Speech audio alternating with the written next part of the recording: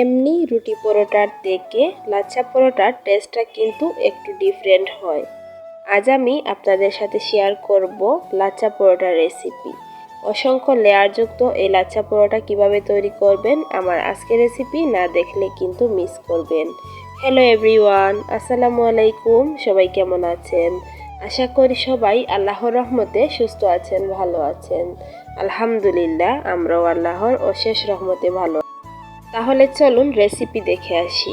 বিসমিল্লাহ। এখানে আমি নিয়ে নিলাম ময়দা। আপনারা চেষ্টা করবেন লাচ্ছা পরোটাটা ময়দা দিয়ে তৈরি করার জন্য।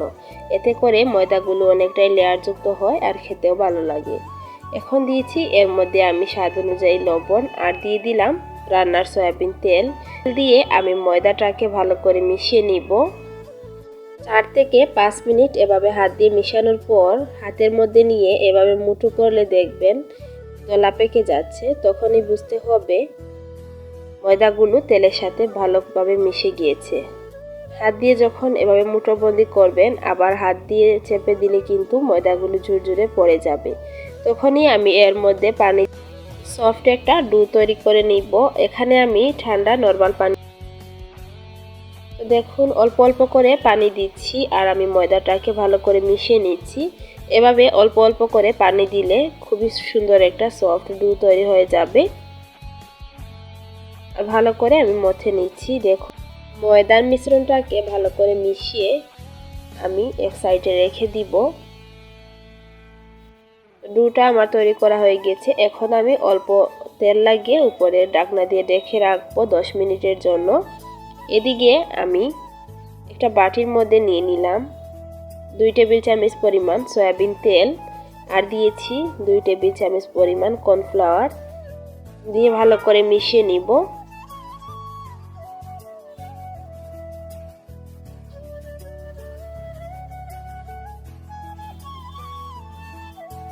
এটাকে ভালো করে মিশাতে হবে যাতে তেল আর ময়দাটা সুন্দরভাবে মিক্স হয়ে যায়।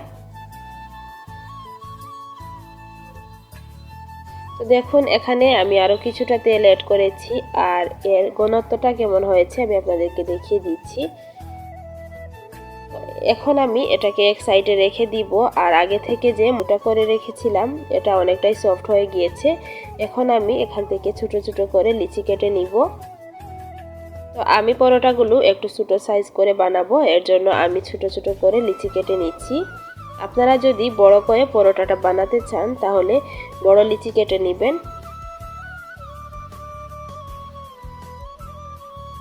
তো এভাবে করে আমি সবগুলো লিচি কেটে নিচ্ছি আর এখান থেকে একটা লিচি নিয়ে আমি প্রথমে পাতলা একটা রুটি বেলে নিব। আর লাচ্ছা পরোটা বানানোর ক্ষেত্রে এটা মাথায় রাখতে হবে খুবই পাতলা একটা রুটি প্রথমে তৈরি করতে হবে। দেখুন আমি পাতলা একটা রুটি বেলে নিচ্ছি। দেখুন আমি কতটা পাতলা রেখেছি রুটিটা, আপনারা দেখে প্লিজ বুঝে নেবেন। এখন আমি আগে থেকে যে তেল আর কর্নফ্লাওয়ার মিশিয়ে রেখেছিলাম এই মিশ্রণটি আমি রুটির উপর ছড়িয়ে দিব। ভালো করে মিশিয়ে নিতে হবে। তো কর্নফ্লাওয়ার আর তেলের মিশ্রণটা দেওয়া হয়ে গেলে আমি একটা ছুরির সাহায্যে রুটিটাকে একদম ছোট ছোট করে কেটে নিব। যতটা ছোট ছোট করে কাটা যায় কেটে নেবেন, এতে করে কিন্তু লাচ্ছা পরোটার মধ্যে অনেকটাই লেয়ার ক্রিয়েট হবে। তো দেখুন আমি এখানে অনেকটাই ছোট ছোট করে কেটে নিচ্ছি। আপনারা চাইলে এখানে পিৎজা কাটার দিয়েও কেটে নিতে পারেন। আমি এখানে ছুরি দিয়ে কেটে নিচ্ছি। তো দেখুন এভাবে করে আমি পরোটাটা কেটে নিলাম। তারপর আমি এক সাইড থেকে আলতো হাতে উঠিয়ে নিব সবগুলো। নিয়ে আমি লম্বি করে এটাকে একটু টেনে কিছুটা আরো লম্বা করে নিব। এটা কিছুটা লম্বা করার পর আমি দেখুন 4 আঙ্গুলের মধ্যে নিয়ে এভাবে পেঁচিয়ে নিচ্ছি। তারপর হাত দিয়ে এভাবে প্রেস করে দিচ্ছি। আর এই পরোটাটা কিন্তু আমি বেলুন দিয়ে বেলে নিব না, এভাবে হাত দিয়ে প্রেস করে করে পরোটাটা আমি তৈরি করব। এতে করে লেয়ারগুলো খুবই সুন্দর থাকবে।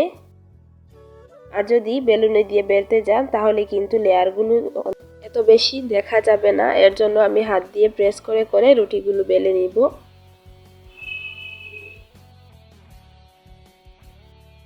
তো রুটিটাকে আমি এরকম সাইজ করে তৈরি করেছি। আপনারা চাইলে এর থেকেও বড় করে রুটিগুলো তৈরি করতে পারেন। এখন আমি একটা প্যানটাকে প্রথমে গরম করে নিয়েছি। তারপর আমি পরোটাটা দিয়ে দিলাম। দিয়ে আমি পরোটাটাকে এক সাইড উল্টিয়ে তারপর ভেজে নিব। দেখুন এক সাইড হয়ে গেলে আমি উল্টিয়ে দিচ্ছি। এখন আমি আরেক সাইডটাও হয়ে গিয়েছে, উল্টিয়ে দিলাম। দেওয়ার পর এখন আমি এখানে কিছুটা পরিমাণ তেল দিয়ে দিব। প্রথমে আমি এটা শুকনো প্যানে ভেজে নিয়েছি, তারপর আমি কিছুটা তেল ব্যবহার করেছি। তো এভাবে করে লাচ্ছা পরোটাটা ভেজে নিলে কিন্তু অনেকটাই লেয়ার ক্রিয়েট হয়। তো দেখুন আমি পরোটাটা যখন বাছছি তখন এক সাইড থেকে পরোটাটা চেপে চেপে এভাবে দিচ্ছি। প্যানের গায়ে এভাবে লাগিয়ে একটু চেপে চেপে দিলে কিন্তু অনেকটাই লেয়ার ক্রিয়েট হবে। এভাবে করে আমি সবগুলো পরোটা তৈরি করে নিয়েছি।